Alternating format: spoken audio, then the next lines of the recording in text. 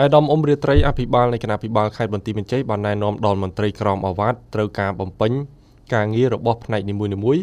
គឺប្រព្រឹត្តទៅស្របតាមរចនាសម្ព័ន្ធដែលច្បាប់និងក្រសួងមហាផ្ទៃបានកំណត់ទៅតាមលំដាប់ឋានានុក្រម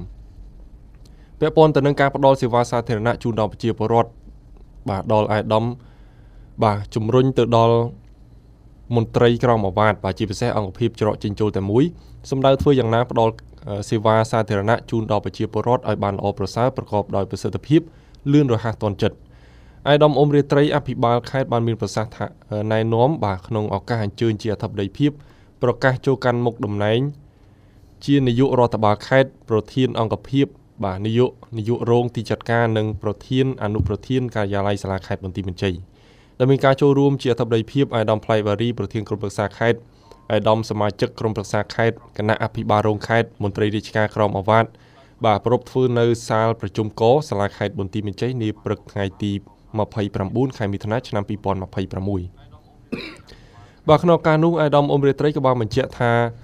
រៀបចំការតែងតាំងផ្លាស់ប្ដូរនិងផ្ទេរភារកិច្ចមន្ត្រីរាជការគឺជាដំណើរការប្រក្រតីនៅក្នុងការងារដឹកនាំ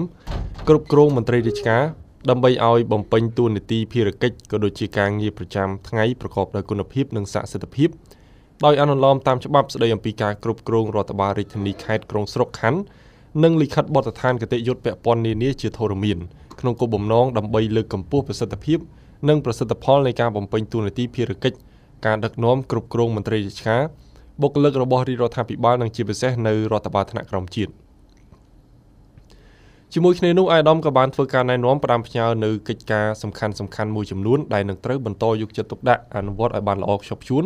ម៉ឺងម៉ាត់និងប្រកបដោយការទទួលខុសត្រូវខ្ពស់ខិតខំបំពេញតួនាទីភារកិច្ចដោយមានចែងនៅក្នុងច្បាប់ស្តីអំពីការគ្រប់គ្រងរដ្ឋបាលរាជធានីខេត្តក្រុងស្រុកខណ្ឌនិងលិខិតបទដ្ឋានគតិយុត្តពាក់ព័ន្ធនានាឲ្យបានម៉ឺងម៉ាត់បាទនឹងទទួលបានជោគជ័យត្រូវបន្តខិតខំយកចិត្តទុកដាក់នៅក្នុងការដឹកនាំចាត់ចែងអនុវត្តនិងជំរុញការផ្តល់សេវាជូនដល់ប្រជាពលរដ្ឋប្រកបដោយគណនេយ្យភាពតម្លាភាពនិងភាពរហ័សរហួនជាពិសេសបន្តខិតខំអនុវត្តគោលនយោបាយកំណែទម្រង់វិមជ្ឈការនិងវិសហមជ្ឈការនិងគោលនយោបាយភូមិឃុំសង្កាត់មានសុវត្ថិភាពរបស់រាជរដ្ឋាភិបាលទាំង7ចំណុចបាទសូមបញ្ជាក់ថា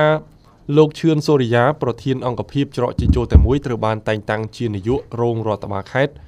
លោកឈុនប៊ុនថានាយកទីចាត់ការអន្តរវិស័យជាប្រធានអង្គភាពច្រកចេញចូលតែមួយលោកអ៊ុនផាតនាយករងទីចាត់ការអន្តរវិស័យ